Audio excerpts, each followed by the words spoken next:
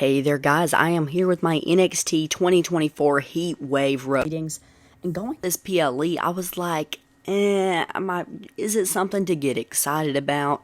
Some of these matches I don't really know if they'll be good or not, but they just completely surprised me, and honestly, there wasn't a single bad match, and it was just a great premium live event, great performances all around the board from everybody. And yeah, I just thought it was a great PLE, definitely very enjoyable, something that I feel like I could find myself watching an entire replay of the show and enjoying it. Some PLEs, it's like, I'm never going to watch that again. But this one actually had some banger matches, and I really liked it. So let's go to the match-by-match review and ratings.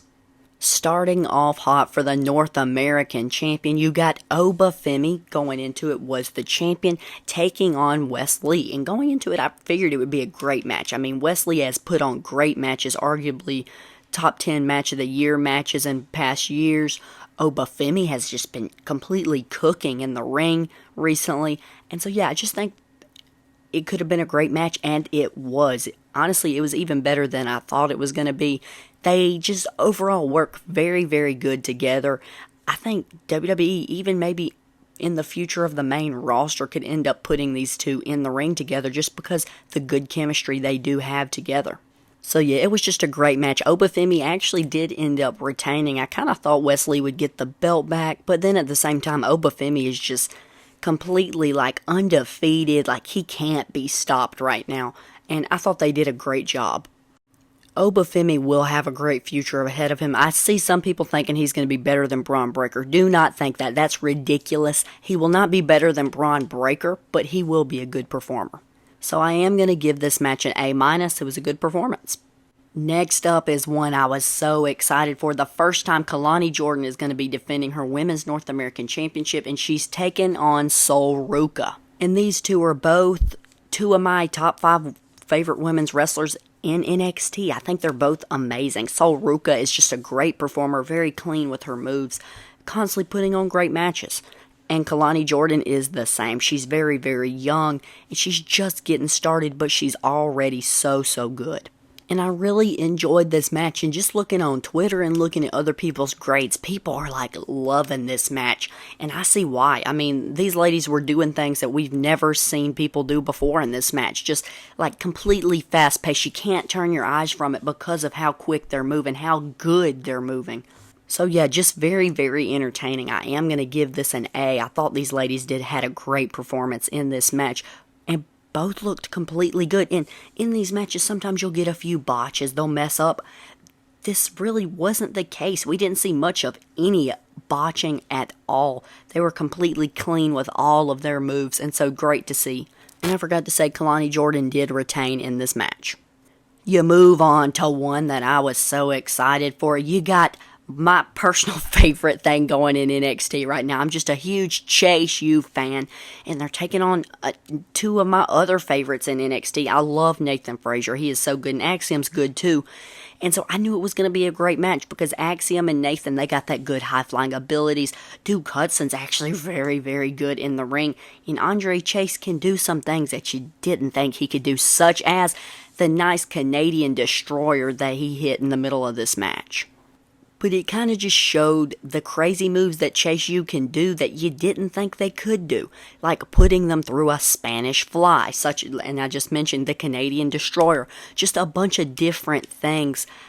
And I really thought Chase U was going to get the win because I think they should get the titles off of Axiom and Nathan Frazier.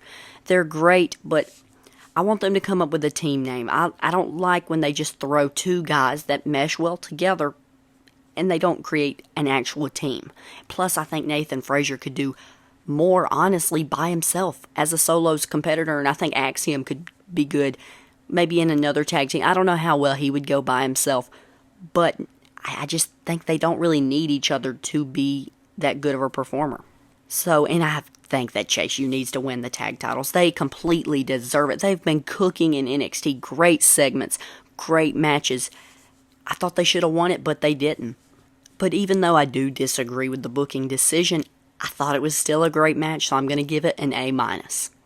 Next up was still a great match, but it was the worst match on the card, and this was for the NXT Women's Championship between the champion going into it, Roxanne Perez, and taking on Lola Vice. And just looking at it, you would think it would be a very good match, and I do still think it was a good match, but just not quite as good as I thought it would be.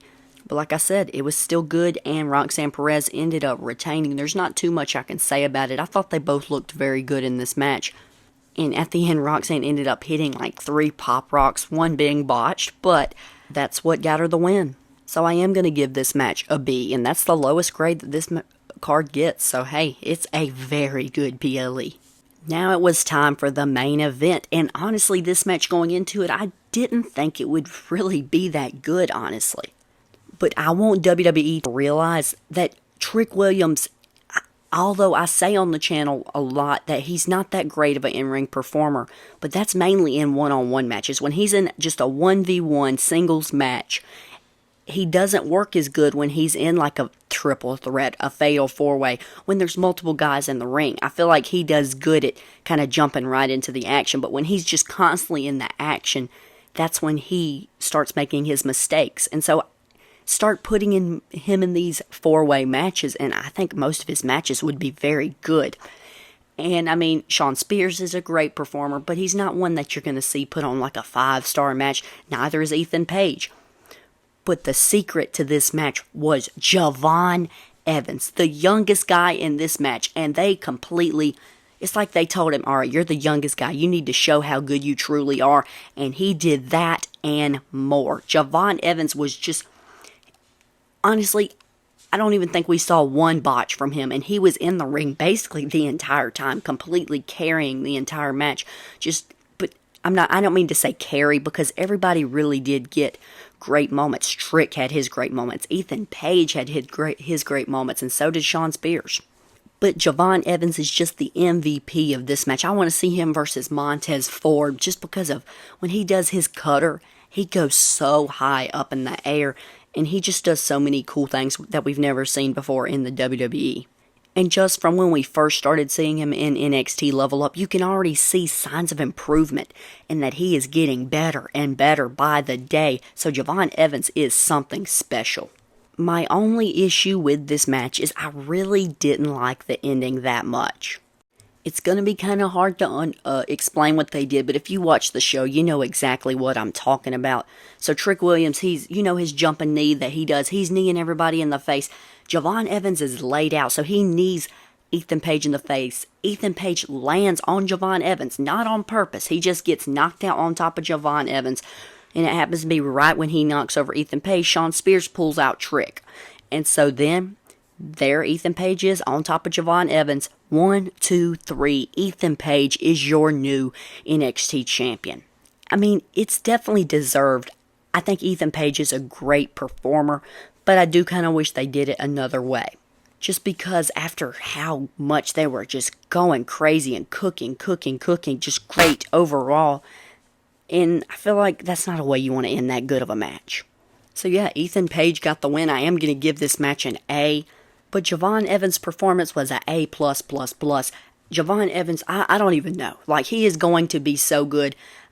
But one thing, I understand that they realize how good he is, and that's great. He's going to get great pushes, but don't rush him, because we've already seen so much improvement from when we first seen him. He's just going to get better and better and better, so please don't just start calling him up and giving him titles. Just be patient with him.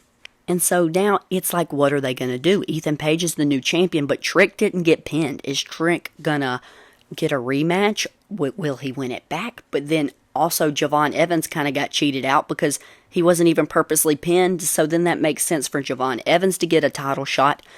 Shawn Spears didn't get pinned. It makes sense for him to get another title shot. Will they do another fatal 4-way?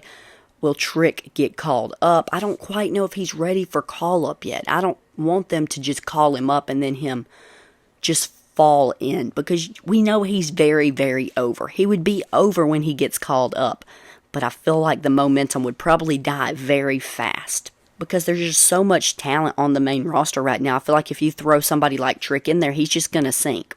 And I think this is somebody that you want to keep around for a little bit. But yeah, we'll see WWE's plan for what they're going to do with the title. Who's going to be his next competitor? Will Trick get called up? But overall, this match was amazing. I'd give this match an A. And I hope you all enjoyed your NXT Heatwave, because I know I did. It was a great show. But overall, if you put everything together, I'm going to give this match an A. I thought they did a great job. This is probably one of the better PLEs we've seen all year. And I'm not even stretching it. I'm not being recency bias. It was just that good. There wasn't any bad matches. So final grade for the show is an A. I will see you guys on the next one. And I hope you enjoy your NXT Heatwave.